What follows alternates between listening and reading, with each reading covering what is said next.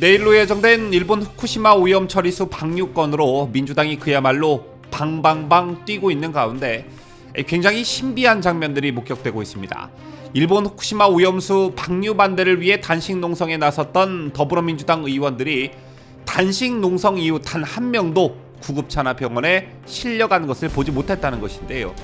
단식 농성을 제대로 했다면 걸어 나올 수 있는 것이냐라는 비판이 국민의힘에서 나왔습니다. 이화영 전 경기도 평화부지사의 뇌물 및 외국환 거래법 위반 등 혐의에 대한 재판에서 김성태 전 쌍방울 회장의 발언이 주목을 받고 있습니다. 쌍방울 대북 불법 송금과 관련한 얘기 말고도 그동안 실체가 드러나지 않았던 이재명의 변호사비 대납 의혹을 구체적으로 설명한 것인데요. 검찰이 이재명의 대북 송금 혐의에 더해 변호사비 뇌물 혐의도 함께 포함시켜 영장을 청구할지 관심이 모아지고 있습니다. 관련 소식 잠시 후 전하겠습니다.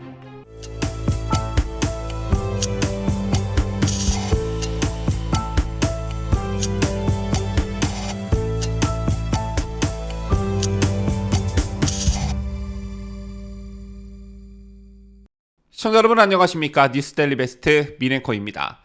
일본 정부가 후쿠시마 오염 처리수 해양 방류를 시작하기로 한 날이 하루 앞으로 다가왔습니다. 이에 발맞춰 더불어민주당이 또다시 여론전에 돌입하면서 공세 수위를 높이고 있는데요. 오늘 다른 방송에서도 보도해드렸지만 민주당 일부 의원들 입에서는 윤석열 대통령에 대한 탄핵 얘기가 나오기 시작했습니다. 후쿠시마 오염 처리수 방류를 우려한다면서 반대한다면서 마치 오염 처리수 해양 방류를 기다렸다는 듯이 정치 공세를 본격 가동하는 모양새입니다. 이런 가운데 세계 불가사의로 기록될 신비한 현상들이 더불어민주당 의원들에게서 발견됐습니다. 그게 뭐냐? 일본 후쿠시마 오염수 방류 반대를 위해 단식 농성에 나섰던 더불어민주당 의원들이 단식 농성이 끝나고 모두 다 하나같이 자기 발로 걸어 나왔다는 점입니다. 민주당 소속 우원식 의원, 윤재갑 의원, 김한정 의원과 이정미 정의당 대표가 각각 6일, 8일, 15일, 심지어 21일간 단식 농성을 했는데 단식 농성이 끝나고 모두 걸어 나왔다는 것인데요. 오늘 국민의힘 우리바다 지키기 검증 태스크포스 위원인 안병길 의원이 바로 이 점을 지적하고 나섰습니다. 단식 농성 자체를 조롱하려는 그런 목적이 아니라 과연 이들에게 진정성이 있냐라는 것을 꼬집기 위함이었습니다. 안병길 의원은 일본 후쿠시마 오염수 방류 반대를 위해 단식 농성에 나섰던 더불어민주당 의원들에 대해 당신 농성 이후에 앰뷸런스나 병원에 실려간 것을 보지 못했다며 단식 농성을 제대로 했다면 걸어 나올 수 있는 것이냐고 비판했습니다. 그러면서 안 의원은 앞서 우리 당 김성태 전 대표와 황교안 전 대표는 7일, 8일 단식을 하고 그냥 실신 상태로 병원에 실려간 적이 있다며 야당의 후쿠시마 단식 투쟁은 정치적인 이익을 위해 보여주기식 정치쇼에 불과하다고 비판했습니다. 또한 안 의원은 이번 방류 이후에도 이런 극단적인 투쟁이 예상되지만 이런 메시지에 과연 국민이 얼마나 공감을 할지, 그리고 정치를 희화화하는 것은 아닌지, 그리고 괴담 선전선동으로 우리 수산물에 대한 국민 불안을 더욱 가중시키는 것은 아닌지 되묻지 않을 수 없다고 우려를 표명했습니다. 자, 물론 건강 상태가 다르고 사람마다 건강 상태가 다르고 이에 따라 단식을 버텨내는 기간도 차이가 있을 수는 있습니다. 가장 최근에 이슈가 됐던 게 바로 2019년도에 황교안 자유한국당 대표의 청와대 앞 단식이었는데요. 기억하시겠지만 당시 황교안 대표의 단식은 소위 진짜 단식으로 평가받았습니다. 더군다나 추운 겨울이었는데요. 노숙 단식 투쟁을 시작한 지 8일째 날 밤 11시를 조금 넘긴 시점에 황 대표는 의식불명에 빠져서 신촌 세브란스 병원으로 긴급 이송되면서 세간의 이목을 집중시켰습니다. 단식의 사전적 의미는 일정 기간 의식적으로 음식을 먹지 아니함입니다. 건강이 아닌 투쟁수단으로서 단식을 하게 되면 고통을 수반하는 것은 물론 목숨을 위태롭게 할 수 있기 때문에 흔히 의지를 표현하는 어떤 최후의 수단으로 여겨지는데요. 따라서 단식 투쟁은 목숨을 걸고 호소하지 않으면 안 될 정도로 매우 절박한 위치에 있는 사람들이 선택하는 경우가 많은 편입니다. 특히 한국 정치사에서는 당대 야당 정치인들을 위주로 단식이 줄을 이어왔는데 황교안 대표의 단식 중 의식불명 사건은 단순히 단식을 경과 일수로만 판단할 게 아니라 질적인 차이가 있음을 보여줬다는 그런 평가가 나왔습니다. 또 단식하면 떠오르는 게 YS이죠. YS는 가택연금된 상태에서 전두환 정권의 이른바 민주화 5개항을 요구하면서 단식 투쟁에 들어갔는데요. 역시 단식 8일째 건강이 크게 악화돼 서울대 병원으로 강제 이송됐습니다. 참고로 YS는 생전에 최병렬 대표에게 나도 23일간 단식을 해왔지만 굶으면 죽는 것이 확실하다며 단식을 만류한 사례도 널리 알려져 있는 내용입니다. 다시 본론으로 돌아와 후쿠시마 오염 처리수 방류권으로 더불어민주당이 단식 농성을 펼치고 정치 공세를 하는 게 과연 국익에 어떤 도움이 되느냐 이 말씀을 좀 드리고 싶은데요. 현재 민주당은 후쿠시마 오염 처리수에 우리 정부가 미온적인 태도를 보인다면서 마치 윤석열 대통령이 국민들의 건강을 위협하는 당사자인 것으로, 가해자인 것으로 그런 프레임을 씌우기로 작정한 것 같습니다.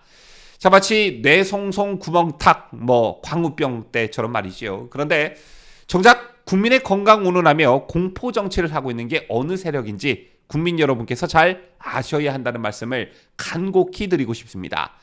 과도한 공포 주장으로 수산물 시장이 오염 처리수 방류도 전에 이미 새파랗게 질려있는 상태가 지속됐었지요. 수산물 소비가 지난해보다 30%나 급감했고 천일염 사재기가 극심하다는 보도도 있었습니다. 방류도 전에 이런 현상이 벌어진 것은 방사능 수산물, 김이 오염되면 김밥은 뭘로 만드냐, 우물에 독극물 풀어넣기 등의 극단적 표현의 공포 정치를 이어갔던 이재명과 민주당 때문이었습니다. 이게 미국산 소고기 먹으면 뇌 구멍이 뚫린다는 말과 과연 뭐가 다른지요. 그러자 수산업단체가 되레 괴담에 휘둘리지 말아야 달라고 국민에게 읍소하고 민주당 사무실을 찾아가 절을 올리는 장면이 보도되기도 했습니다. 아시다시피 일본이 오염수 처리수를 방류해도 일본 열도 남동쪽에서 흐르는 구르시오 해류로 인해 캐나다와 미국에 가장 먼저 도달하게 되고 그 다음 태평양을 돌아 4년에서 5년 뒤 일부가 국내 해역에 도달합니다. 그런데 미국과 캐나다의 정치권과 국민들이 이 후쿠시마 오염수 이슈로 우리나라 민주당처럼 방방방 뛴다는 뉴스 혹시 보신 적 있으신지요? 없으시지요? 왜 그러냐? IAEA라는 국제기구를 믿고 자국 정부를 신뢰하기 때문입니다. 그런데 4, 5년 뒤에나 완전히 희석된 오염 처리수가 우리 해역에 온다는데도 벌써부터 저러고들 있으니 이게 얼마나 한심한 일이 아니고 또 국력 낭비 이런 것 아니겠습니까? 광우병 선동이 있고 난 뒤 3년 뒤쯤인 2011년 1분기 한국의 미국산 쇠고기 수입액은 6만 265톤으로 미국의 최대 수출 시장이 됐습니다. 이게 얼마나 씁쓸한 일이었습니까? 그리고 당시 검찰의 수사 백서에 따르면 유무영의 피해액은 무려 3조 7천억 원에 달했습니다. 뿐만 아니라 한국은 허위와 왜곡에 휘둘리는 비정상적인 나라라는 인식이 해외에 퍼지면서 국가 이미지도 추락했습니다. 정말 쪽팔리고 창피한 일이었지요. 당시 광우병 시위 주도 세력은 국민의 건강권 보호를 운운했고 광장 민주주의를 외쳐대지만 광우병 파동의 본질은 가출범한 이명박 정부를 무력화하기 위한 일종의 대선불복 운동이었습니다. 검찰이 입수한 시위 주도 단체의 문건에 실제 이런 게 나와 있는데 우리의 진정한 목표는 이명박 정부를 주저앉히는 것이다. 밤에는 국민들이 촛불을 들고 낮에는 운동 역량의 촛불로서 사회를 마비시켜야 한다는 내용도 포함되어 있었습니다. 그때의 그것과 지금의 민주당의 행태가 과연 뭐가 다르냐는 것이지요. 국제원자력기구의 과학적 검증 결과를 무시하는 괴담 정치로 국민 피해가 이어진다면 그 책임은 윤석열 정부가 아닌 민주당이 져야 한다는 경고를 하고 싶고요. 사드 전자파에 사람이 튀겨져 죽는다는 식의 괴담 공포가 2번, 3번 통할 만큼 우리 국민들이 어리석지 않다는 것을 국제사회에 좀 보여주는 그런 계기가 됐으면 좋겠다는 생각도 가져봅니다.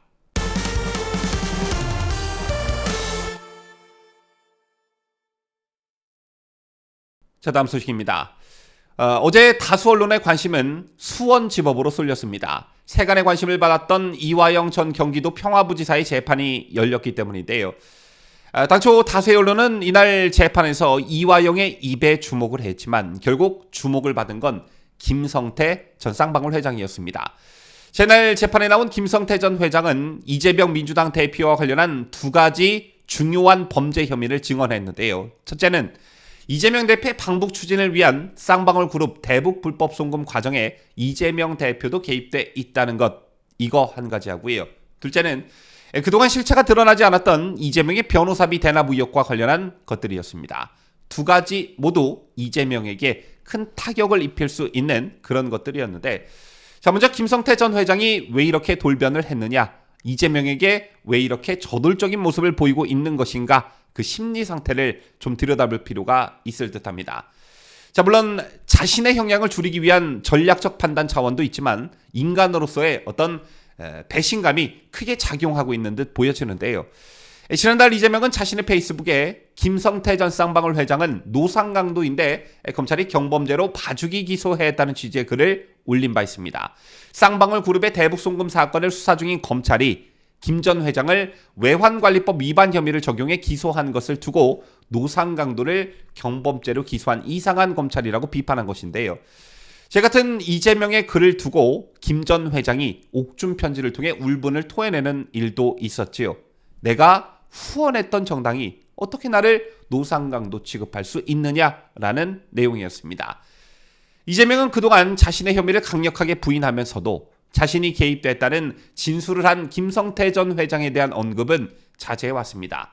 그러나 경기도는 관련이 없다며 자신을 엄호해온 이화영 전 부지사가 심경 변화를 일으키고 있다는 관측이 나오자 돌연 김 전 회장을 강도 높게 비난하고 나선 것인데요. 그런데 이건 놀랄 일도 아니었지요. 김성태 전 회장이 아둔해서 그런 것이다 라고 저는 보는데, 왜냐하면 이재명이 자신과 협력했던 사람이 자신에게 불리한 진술을 하면 나쁜 사람으로 매도한 게 이번이 처음은 아니었기 때문입니다. 대표적으로 유동규 씨가 그랬죠. 다시 본론으로 돌아가 어제 재판에서 김성태 회장의 진술 중 쌍방울 불법 대북 송금과 관련해선 이재명이 알았을 것이라는 기존의 입장을 보강하는 차원의 증언이 있었고, 여기에 더해 이재명이 민주당 대선 경선에 출마했을 당시 직원들의 이름을 빌려 쪼개기 후원한 사실도 재판에서 증언했습니다. 민주당 대선 경선 첫날 이재명에게 후원금이 많이 모이면 모양새가 좋지 않냐라고 부탁을 해서 내 돈으로 1억 5천만 원에서 2억 원 정도를 여러 명의 이름으로 후원했다고 한 김성태 전 회장은 이전 부지사에게 얘기하니까 아주 고맙다. 이재명 대표 비서가 고맙다고 바로 전화가 왔다. 이렇게 말했습니다. 이렇게 법정에서 증언을 했다는 건데요. 자르바 쪼개기 후원은 명백한 정치자금법 위반입니다. 지난 7월 불법 정치자금을 후원한 혐의로 재판에 넘겨진 구현모 전 KT 대표이사가 1심에서 벌금 700만 원을 선고받은 일이 있었습니다. 구 전 대표는 2016년 회사대관 담당 임원으로부터 자금을 전달받아 본인 명의로 국회의원 13명의 후원회에 총 1,400만 원을 불법 기부한 혐의로 약식 기소됐는데, 정치자금법상 개인이 1년 동안 국회의원 후원회에 기부할 수 있는 한도는 500만 원입니다. 또 법인이나 단체는 정치자금을 기부할 수 없고요. 법인 또는 단체와 관련된 자금으로 정치자금을 제공하는 행위도 금지하고 있습니다. 따라서 김성태 전 회장의 진술이 맞다면 이건 명백한 정치자금법 위반이 되는 것이고요. 이것을 설명하는 과정에서 나온 게 바로 변호사비 대납 의혹 관련 발언입니다. 아시는 분들 있으실 테지만 변호사비 대납 의혹이란 대장동 사건에 연루된 권순일 전 대법관의 결정적인 역할로 대법원에서 무죄가 난 이재명의 허위사실 공표 사건에서 이태영 변호사의 수임료 23억 원을 쌍방울이 대납했다는 게 의혹의 핵심입니다. 이재명이 지출했다고 공식적으로 밝힌 변호사비 2억 5천만 원이 변호인단의 규모에 비해 너무 적은 금액이었고, 재판에 참여한 변호사 한 명의 수임료가 20억 원이 넘는다는 의혹이 추가됐었는데요. 문재인의 지지자들이 모여 만든 정당인 깨어있는 시민연대당은 2021년 이재명을 선거법상 허위사실 공표 혐의로 대검찰청에 고발했는데, 검찰 출신 이태영 변호사가 이재명 후보 사건을 맡아 수임료로 현금 3억 원과 3년 뒤에 팔 수 있는 주식 20억 원어치를 받았는데도 이 지사가 거짓 해명을 했다고 주장하기도 했습니다. 이에 따라 변호사비 대납 의혹을 수사하던 수원지검은 2021년 11월 서울 서초동 법조윤리협의회에 대한 압수수색을 벌였는데요. 하지만 이 사건을 수사한 수원지검 공공수사부 김종현 부장검사가 대납 의혹 당사자인 이태영 변호사와 과거에 함께 근무한 사실이 드러나 문제가 됐고, 그 이후 수사는 별다른 진척을 보지 못했습니다.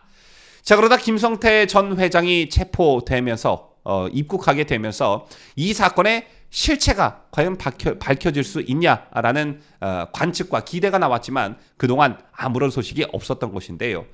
자, 이런 과정을 거쳐 어제 처음으로 김성태 회장의 입에서 이 사건과 관련한 발언이 있었던 것입니다. 이재명 측근들이 쌍방울그룹 계열사의 사회이사로 선임된 과정이 공개된 것인데, 사실 이건 그동안 문제가 꾸준히 제기돼 왔던 부분이었지만 김성태 회장의 입에서 그 과정이 공개된 건 처음이라 관심을 끌 수밖에 없었던 것입니다.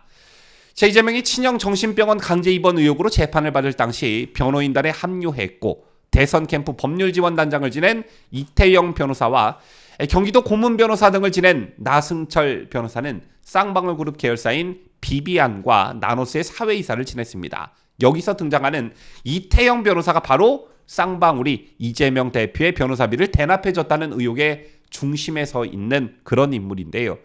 제바퀴도 이재명의 측근인 A 전 경기도 정책수석은 2020년 9월 나노스 사회이사로 선임됐다가 한 달 만에 사임하는 일이 있었고, 전 경기도 홍보기획관 B를 광림의 사회이사로 선임하기 위한 주주총회까지 열렸습니다. 이와 관련해 김 전 회장은 어제 재판에서 A씨와 B씨는 이전 부지사의 소개로 사회이사로 선임됐다고 밝혔고요.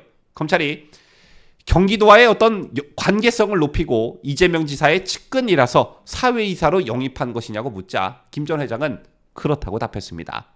이재명의 측근이라고 불리는 사람들이 한 명도 아니고 여러 명이 쌍방울 관련 그룹 사회이사로 들어갔는데 이걸 이재명이 과연 몰랐을까요? 자, 앞으로 김성태 회장이 이 변호사비 대납 의혹과 관련해 더 깊은 얘기를, 더 깊은 속내를 검찰에 밝힐지 안 밝힐지는 미지수이지만 수원지검은 이태영 변호사가 쌍방울의 사회이사로 보수를 받은 것이 이재명의 변호사비 대납 또는 이재명을 겨냥한 별도의 뇌물 제공 행위에 해당하는지 여부에 대한 법률 검토를 이미 벌이고 있는 것으로 전해집니다. 한편 수원지검의 이재명에 대한 소환 조사는 이번 주말 아니면 다음 주 초쯤으로 예상이 되는데, 대북 송금 관여 혐의가 대장동 사건의 배임 혐의보다 훨씬 무거운 만큼 구속영장 청구가 불가피한 상황으로 보여지고, 또 관심이 가는 게 이재명 구속영장에 대북 송금 관련 혐의만 들어갈 것인지 아니면 변호사비 대납 내용도 포함될 것인지 관심이 가는 부분이 아닐 수가 없습니다. 지금까지 저는 자유대한민국을 수호하는 뉴스데일리 베스트 민앵커였습니다.